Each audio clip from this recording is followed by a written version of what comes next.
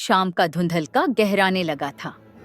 देवपुर गांव के बाहर सघन जंगल का रास्ता सुनसान पड़ा था। बीच रास्ते में एक सुंदर नौजवान लकड़ियों का भारी गट्ठर उठाए तेजी से भाग रहा था। उसके चेहरे पर डर साफ साफ झलक रहा था।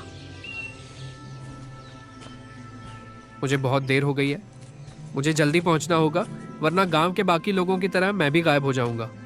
हे भगवान, बस सूरज ढलने से पहले घर पहुंचा देना। तभी अचानक मानो कहीं से प्रकट हो गई हो, उसके सामने एक बेहद खूबसूरत लड़की आकर खड़ी हो जाती है। उसकी बड़ी बड़ी आंखें गहरे हरे रंग की थीं और वे जुगनुओं की तरह चमक रही थीं। कितनी सुंदर, इतनी हसीन आंखें तो मैंने आज तक कभी नहीं देखी। तुम कौन हो? क्या मेरी आंखें सच में इतनी सुंदर हैं? अगर इन्हें करीब से देखना चाहते हो तो आओ मेरे पीछे। माया मुड़कर हंसने लगती है। उसकी हंसी में कोई जादुई खिंचाव था। वह धीरे धीरे जंगल की गहराइयों की तरफ चलने लगती है।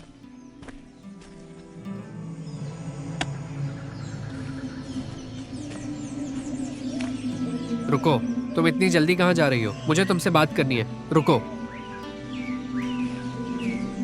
रोहन माया का पीछा करते हुए घने पेड़ों के पीछे ओझल हो जाता है। कुछ पल के लिए पूरा जंगल सन्नाटे में डूब जाता है और फिर अचानक एक चीख पूरे जंगल में गूंज उठती है। नहीं, मुझे जाने दो। चीख थमते ही जंगल में फिर से वही खामोशी छा जाती है, जैसे कुछ हुआ ही ना हो। अगली सुबह होते ही यह खबर पूरे देवपुर गांव में आग की तरह फैल जाती है। गांव के चौपाल पर लोगों की भीड़ इकट्ठा हो जाती है। अरे भाई, तुम्हें पता है कल रात से रोहन भी घर नहीं आया है? वो भी लापता हो गया है।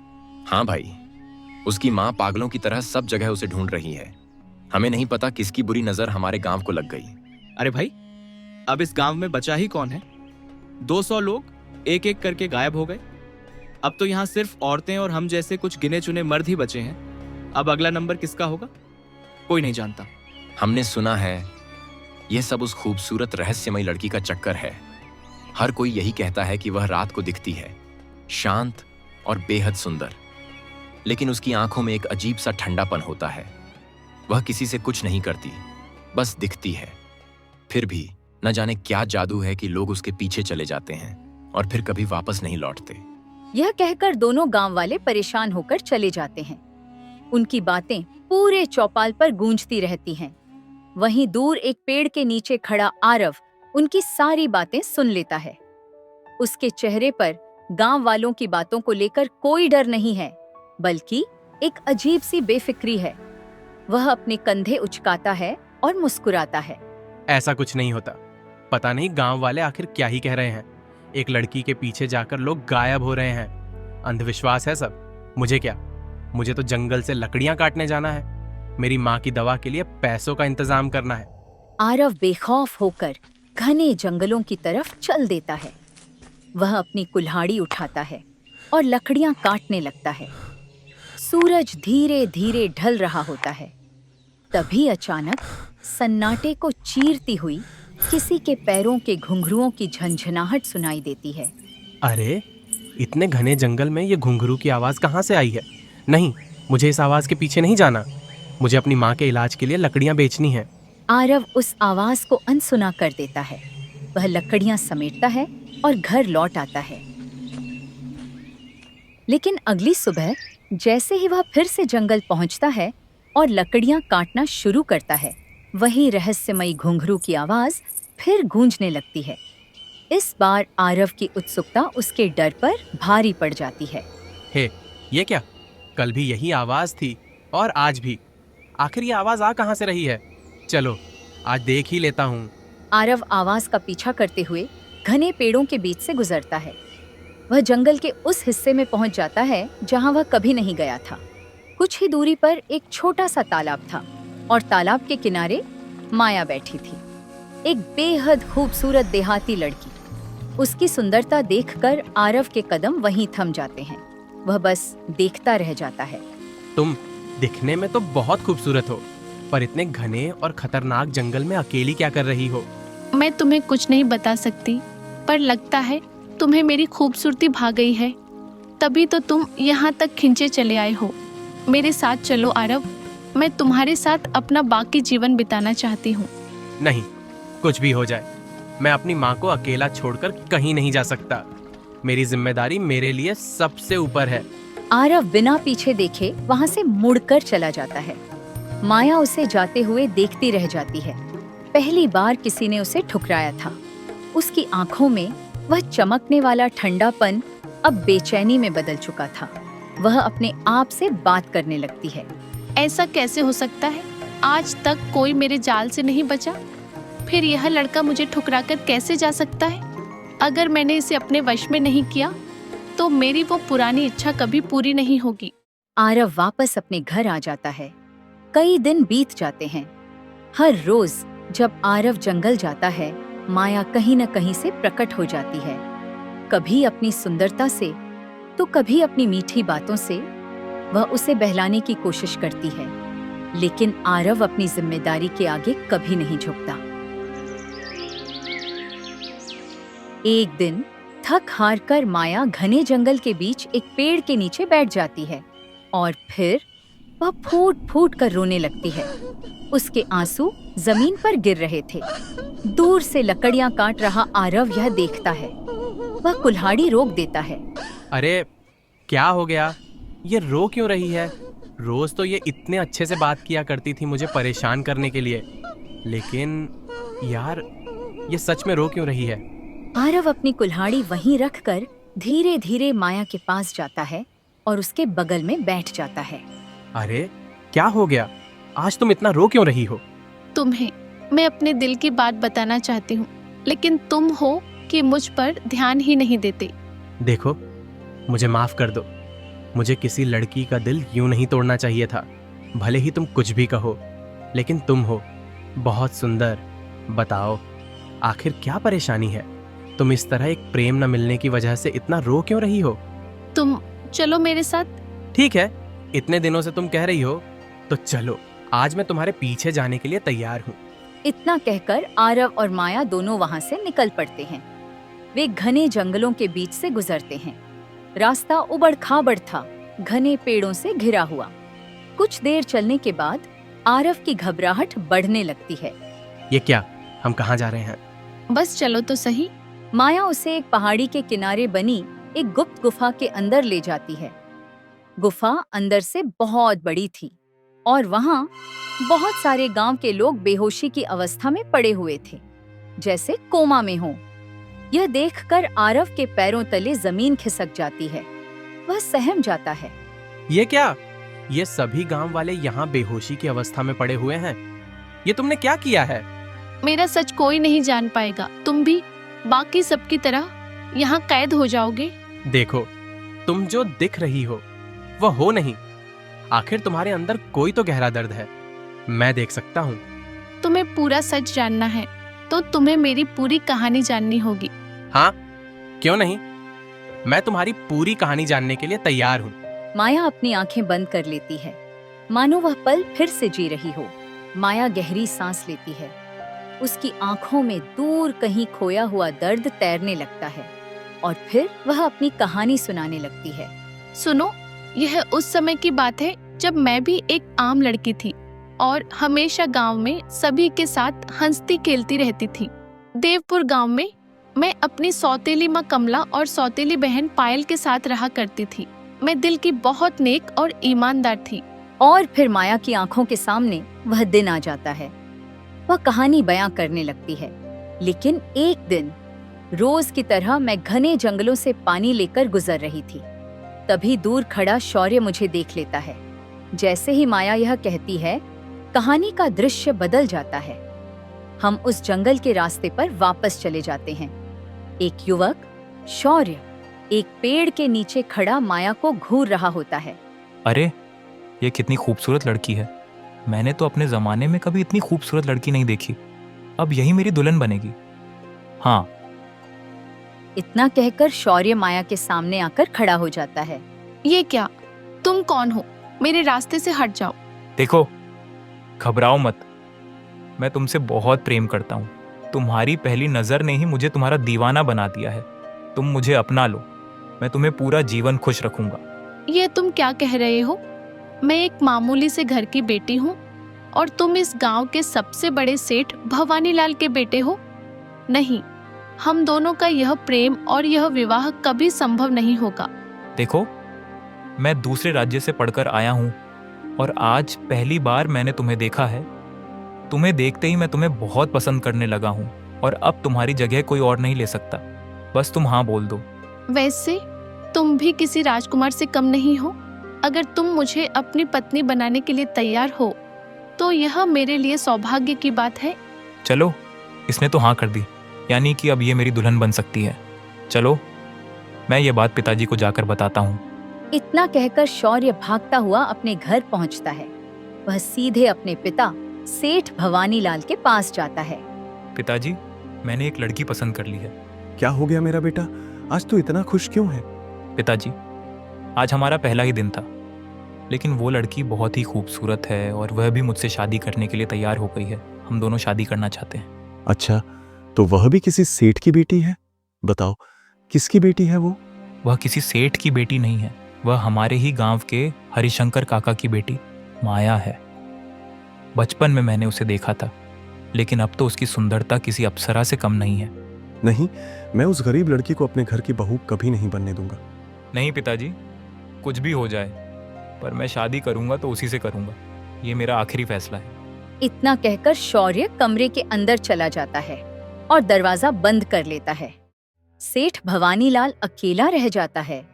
उसके चेहरे पर सोचने की गहरी लकीरें पड़ जाती हैं। कुछ भी हो जाए, मैं उस 2 कौड़ी की लड़की को अपने घर की बहू कैसे बना सकता हूँ? अब देखो मैं क्या करता हूँ। सेठ भवानीलाल परेशान होकर वहाँ से निकल पड़ता है और सीधे माया के घर पहुँच जाता है। कमला बाहर ही खड़ी थी। क्या हो गया सेठ जी, आज आप यहाँ? सब ठीक तो है ना? देखो कमला, तुम्हारी सौतेली बेटी माया ने मेरे बेटे को अपने प्रेम जाल में फंसा लिया है। वह मेरे घर की बहू बनने का ख्वाब देख रही है, पर मुझे उसके जैसी गरीब लड़की अपनी बहू के रूप में नहीं चाहिए। तुम्हें उसे मेरे बेटे से दूर करना होगा। ठीक है सेठ जी, आप जैसा कहेंगे मैं वैसा ही करने के लिए तैयार हूँ। ये लो पोटली, मैंने जो कहा वह कार्य पूरा हो जाना चाहिए। और एक बात, अगर मेरे बेटे का पीछा उस लड़की से छूट गया तो मैं तुम्हारी बेटी पायल की शादी एक बहुत ही अच्छे घर में करा दूंगा। ये तो बहुत खुशी की बात है सेठ जी। ठीक है, ठीक है, मैं ऐसा ही करूंगी। सेठ भवानीलाल वहाँ से चला जाता है। कमरे के अंदर से पायल ये सारी बातें सुन लेती है। वह बाहर आती है और अपनी माँ के पास जाती है। माँ, सेठ जी ने तो बहुत अच्छा सौदा दिया है। हमें उस नालायक को अब रास्ते से हटाना ही होगा। उसके बदले हमें इतना धन मिलेगा और फिर हमें किसी चीज की कमी नहीं रहेगी। हाँ बेटी, तुम बिल्कुल ठीक कह रही हो। अब उसे हमारे बीच से हटना ही होगा। दोनों बातें ही कर रही थीं कि तभी माया वहाँ आ जाती है। वह थोड़ा थकी हुई लग रही थी। माँ, जो भी आपने कहा था मैंने वह सब कर दिया है। देखो माया, मैंने तुम्हारी शादी एक मछुआरे से तय कर दी है। कुछ ही दिनों में तुम दोनों की शादी होने वाली है। नहीं माँ, मैं किसी और से शादी नहीं कर सकती हूँ। देखो, अगर तुमने मेरी बात नहीं मानी तो मैं तुम्हें इस घर से निकाल दूंगी, समझ गई ना? तुम्हें हमारी बात माननी ही होगी। इतना कहकर कमला और पायल वहाँ से चली जाती हैं। माया अकेली खड़ी रह जाती है। उसकी आंखों में आंसू हैं, लेकिन वह बोल नहीं पाती। समय बीतता जाता है। कमला और पायल दोनों मिलकर माया को दिन रात परेशान करने लगती हैं। ताने मारना, काम बढ़ा देना, खाना कम देना, हर तरह से वे उसे मानसिक और शारीरिक रूप से कमजोर कर देती हैं। वहीं दूसरी तरफ शौर्य हर रोज उसी जंगल के रास्ते पर माया का इंतजार करता है। वह घंटों बैठा रहता है, तालाब के किनारे, पेड़ के नीचे, पर माया नहीं आती। ये क्या, अभी तक माया नहीं आई? मैं कब से इंतजार कर रहा हूँ, पता नहीं वो ठीक भी होगी या नहीं। शौर्य मायूस होकर अपने घर वापस लौटता है। सेठ भवानीलाल उसे देखता है। तू कहाँ गया था और ये क्या, अपनी हालत ऐसी कैसी बना ली है? मैं देख रहा हूँ कई दिनों से तू अपनी ही दुनिया में खोया रहता है। पिताजी, मुझे माया कई दिनों से नहीं मिल रही है। मैं बस उसी के लिए परेशान हूँ। देख, मैं आज तुझे आखिरी बात कह रहा हूं। अगर तुम उस लड़की को नहीं भूले तो तुम मुझे भूल जाना। मैं भी तुम्हारी माँ के पास चला जाऊंगा, जहां वो अभी है। नहीं पिताजी, ऐसा मत कहिए। भगवान के लिए ऐसा मत कहिए। आप माँ के पास नहीं जा सकते। अगर आप भी मुझे छोड़कर चले गए तो मैं यहाँ अकेले कैसे रहूंगा? अगर तुम मुझे अपने पास देखना चाहते हो तो मेरी बात मान लो। शौर्य कुछ नहीं बोलता। वह उठता है और वहां से निकल पड़ता है। वह गांव से बाहर घने जंगल में जाता है। एक पुराने पेड़ के नीचे बैठ जाता है, बिल्कुल टूटा हुआ। वहीं उसी रास्ते से माया अपने सिर पर मिट्टी का घड़ा रखे पानी लेकर गुजर रही होती है। शौर्य उसे देखते ही उठ खड़ा होता है। यह है क्या? माया, तुम इतने वक्त से कहाँ थी? मैं रोज तुम्हें ढूंढने आता था, पर तुम मुझे मिल ही नहीं रही थी। शौर्य, अब मैं और बर्दाश्त नहीं कर सकती। हम दोनों को यह गांव छोड़कर कहीं और चले जाना चाहिए। मैं तुम्हारे बिना नहीं रह सकती। मेरी माँ और मेरी बहन हमें कभी एक नहीं होने देंगे। शौर्य ये बात सुनते ही पीछे हट जाता है। उसका चेहरा बदल जाता है। वह चुप हो जाता है। क्या हो गया? तुम कुछ बोल क्यों नहीं रहे हो? मुझे माफ कर दो माया, पर मैं तुम्हें अब अपनी पत्नी के रूप में नहीं अपना सकता। मैं अपने पिताजी को खोना नहीं चाहता। नहीं, ऐसा मत करो शौर्य। हम दोनों का प्रेम इतना गहरा हो गया है कि अब मैं तुमसे दूर नहीं रह सकती हूँ। भगवान के लिए मुझ पर तरस खाओ। देखो, मैं चाहकर भी अब कुछ नहीं कर सकता। शौर्य रोते हुए वहां से चला जाता है। वह अपने पिता को चुन लेता है, जबकि उसे अपने पिता की साजिशों का हल्का आभास है। फिर भी वह पत्थर बन जाता है। माया वहीं बैठकर फूट फूट कर रोने लगती है। उसके आंसू रुकने का नाम नहीं लेते। वह आसमान की तरफ देखती है। हे ईश्वर, इसमें मेरी क्या गलती थी? मैंने अपनी माँ का प्यार खो दिया, अपने पिता का साया खो दिया। लेकिन अब जो मुझे यह प्रेम मिला था, मैं इसे यूं ही नहीं जाने दे सकती। मुझे सेठ जी से बात करनी ही होगी। माया हिम्मत जुटाकर आगे बढ़ती है। वह सेठ भवानीलाल की हवेली की तरफ जाने लगती है। तभी रास्ते में, मानो वह पहले से ही इंतजार कर रहा हो, सेठ भवानीलाल उसके सामने आ जाता है। बड़ी आई थी एक गरीब की बेटी होकर हमारी हवेली की बहू बनने। अरे, तुम गरीब हो और हमेशा गरीब ही रहोगी। तुम मेरे बेटे के पैरों की धूल के बराबर भी नहीं हो। आज के बाद फिर कभी मेरे बेटे के आसपास भी मत भटकना। ये आप कैसी बातें कर रहे हैं सेठ जी? आप तो उसके पिता हैं। आपने क्या चाल चली होगी वो आपका बेटा अच्छी तरह जानता है। फिर भी उसने अपने प्रेम को छोड़कर अगर आपको चुना है तो वो आपसे बहुत प्रेम करता है। क्या आपको अपने बेटे की रत्ती भर भी खुशी की फिक्र नहीं है? तुम जैसी 2 कौड़ी की मामूली लड़की होकर मुझे सिखाओगी कि मुझे क्या करना चाहिए और क्या नहीं। मैं तुम्हें कभी अपने बेटे के करीब भी नहीं आने दूंगा। अब चली जाओ यहाँ से। और हाँ, मैंने ही अपने बेटे को मजबूर किया है कि वह तुमसे दूर हो जाए। तभी पीछे खड़ा शौर्य यह सारी बातें सुन लेता है। उसका चेहरा गुस्से से तमतमा जाता है। वह तेज कदमों से आगे आता है। पिताजी, आप इस हद तक गिर सकते हैं, मैंने कभी नहीं सोचा था। हम दोनों के प्रेम को अलग करने के लिए आपने अपनी ही जान की कसम दी। मैं आपका यह गुरूर देखकर अब आपकी कोई बात नहीं मानने वाला हूँ। चलो माया, अब हमें कोई अलग नहीं कर सकता। शौर्य माया का हाथ पकड़कर वहां से जाने लगता है। सेठ भवानीलाल उन्हें जाते हुए देखता रह जाता है। ये दोनों मुझे इस तरह धोखा देकर नहीं जा सकते। अगला दिन होता है। सेठ भवानीलाल एक सोची समझी साजिश के तहत गांव के चौपाल पर पहुंचता है और परेशान होने का नाटक करता है। क्या हो गया सेठ जी? आप बहुत परेशान दिख रहे हैं। भाइयों, अनर्थ हो गया। मेरे 2 आदमी गायब हो गए हैं और उन्हें गायब होते समय मैंने माया को वहीं देखा था।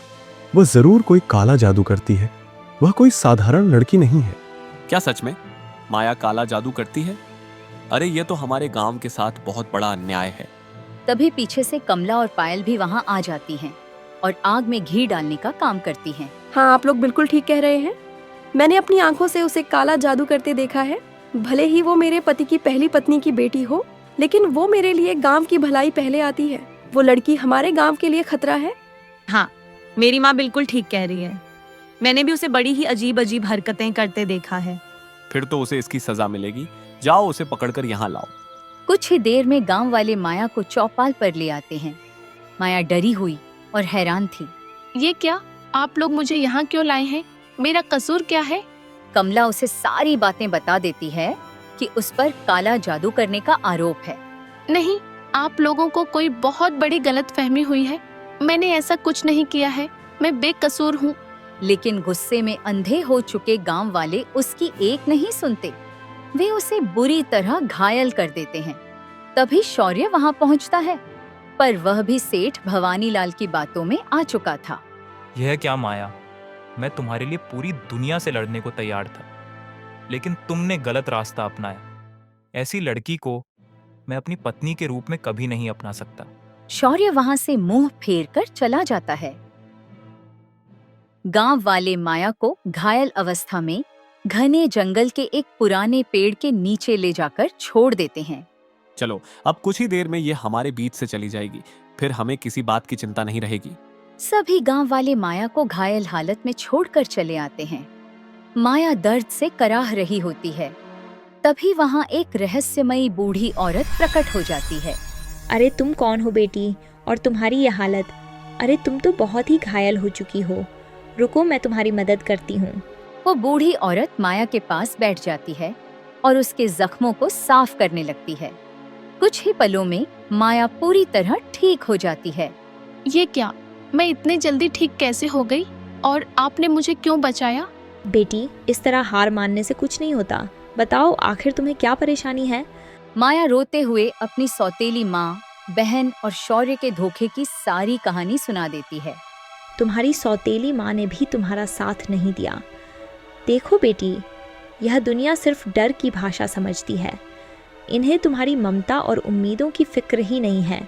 आज तुम्हारा एक नया जन्म हुआ है। अपने इस नए रूप के साथ उन लोगों को उस दर्द का एहसास कराओ जो उन्होंने तुम्हें दिया है। ठीक है, मैंने भी यही सोचा है। मैं बिल्कुल ऐसा ही करूंगी। इतना सुनते ही वो बूढ़ी औरत मंत्र पढ़ने लगती है। उसकी आंखों से एक तेज रोशनी निकलती है जो माया के चेहरे पर समा जाती है। माया का चेहरा पहले से कहीं ज्यादा निखर और चमक उठता है। ये क्या, मेरा चेहरा इतना खूबसूरत और चमकीला कैसे हो गया? क्योंकि यह मेरा जादू है। इसी की मदद से तुम अपना हर कार्य कर पाओगी। सभी गांव वाले तुम्हारी बात मानेंगे और तुम जो चाहोगी वही होगा। माया वहां से निकल पड़ती है, लेकिन उसे पता नहीं था कि पेड़ के पीछे छिपा सेठ भवानीलाल ये सब देख रहा और सुन रहा था। अच्छा, तो यह बच गई और इसे यह वरदान मिला है। अब तो इसका फायदा मैं उठाऊंगा। मेरी बरसों की जो तमन्ना है वह अब पूरी होगी। सेठ भवानीलाल चोरी छिपे माया का पीछा करने लगता है। जंगल में चलते हुए माया के सामने दीपक नाम का एक युवक आता है।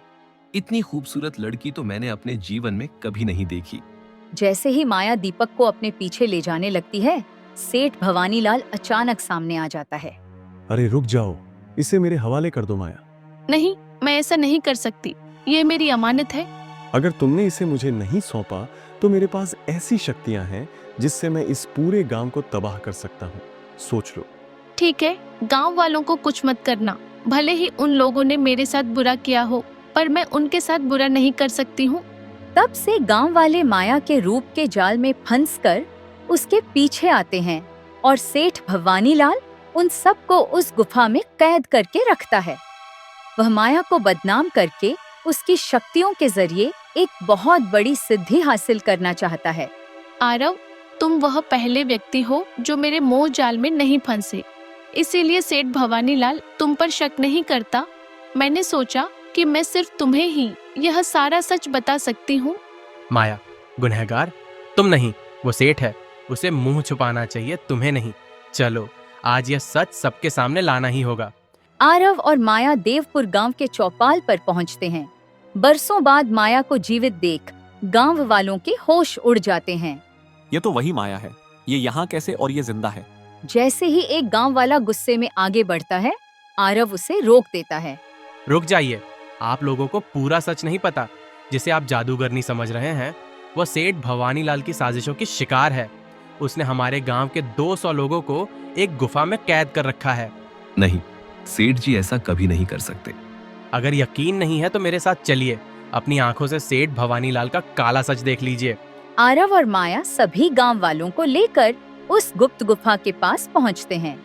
जब गांव वाले अंदर जाकर अपने लापता परिजनों को बेहोशी की हालत में देखते हैं तो उनका गुस्सा 7वें आसमान पर पहुंच जाता है। तभी वहां सेठ भवानीलाल आ धमकता है। सेठ जी, हमने आपको देवता माना और आपने हमारे ही बच्चों को अपनी हवस और शक्तियों के लिए यहाँ कैद किया। अब आप इसी गुफा में कैद रहेंगे। तभी भीड़ को चीरते हुए शौर्य सामने आता है। वह अपने पिता की घिनौनी करतूतों को देखकर टूट चुका था। मुझे शर्म आती है कि मैं आपका बेटा हूँ। पिताजी, आपकी वजह से मैंने अपनी माया को गलत समझा और उसे मरने के लिए छोड़ दिया। मुझे आपसे नफरत है। माफ कर दे बेटा, मैं तो बस अमर होना चाहता था। मेरी इच्छा पूरी होने ही वाली थी। इसे इसी गुफा में डाल दो, यही इसकी सजा है। गांव वाले सेठ भवानीलाल को पकड़कर अंदर डाल देते हैं। इसके बाद शौर्य और गांव वाले माया के सामने हाथ जोड़कर खड़े हो जाते हैं। माया, मुझे माफ कर दो। मैं कायर था जो अपनों की बातों में आ गया। अब इन माफियों का क्या मोल? जब मुझे आपकी सबसे ज्यादा जरूरत थी तब आप सबने मुझे ठुकरा दिया था। मुझे पत्थर मारे गए थे। मेरी आत्मा तो उसी दिन मर गई थी जिस दिन आपने मुझसे मुंह मोड़ लिया था। तभी पीछे से भागती हुई कमला और पायल आती हैं और माया के पैरों में गिर जाती हैं। बेटी, हमें माफ कर दे। जब से हमने तेरे साथ पाप किया है, पायल की हालत बहुत खराब होने लगी है। हमें बख्श दे बेटा। ऊपर वाला सब देखता है। माँ, आपने जो बोया था वही काट रही है। मुझे अब ना आपसे कोई शिकायत है और ना ही इस गांव से कोई उम्मीद। जिस दिन तुमने मुझे अकेला छोड़ दिया था ना, उसी दिन तुम्हारी माया मर गई थी। माया वहां से मुड़कर जाने लगती है। शौर्य और बाकी गांव वाले लोग उसे पुकारते रह जाते हैं, लेकिन वह पीछे मुड़कर नहीं देखती। तभी आरव आगे बढ़ता है और पूरे गांव के सामने चिल्लाकर कहता है, रुक जाओ माया, इन लोगों ने तुम्हें नहीं पहचाना, पर मैंने तुम्हारी रूह को देखा है। तुम्हारे साथ जो हुआ वह गलत था, पर मैं तुम्हें अपनी पत्नी के रूप में पूरे सम्मान के साथ अपनाना चाहता हूँ। क्या तुम मेरे साथ चलोगी? आरव, मेरा प्रेम से विश्वास उठ गया है। मैं बस सबको सच बताना चाहती थी कि वो सेठ कितना घिनौना खेल खेल रहा था। मैं अब वो साधारण माया नहीं रही। मुझे उस जादुई माया से ही प्रेम है जिसने अपनी तकलीफ के बावजूद गांव वालों की भलाई सोची। आरव सबके सामने माया का हाथ थाम लेता है। वह उसे वही सम्मान देता है जिसके लिए वह बरसों से तरस रही थी। दोस्तों, आपको हमारी यह कहानी कैसी लगी? हमें कमेंट बॉक्स में जरूर बताइए। आपके कमेंट्स हमारे लिए बहुत मूल्यवान है। इसी तरह हमारे चैनल की अच्छी और प्यारी प्यारी कहानियां सुनने के लिए हमें लाइक और सब्सक्राइब करना बिल्कुल मत भूलिएगा। धन्यवाद।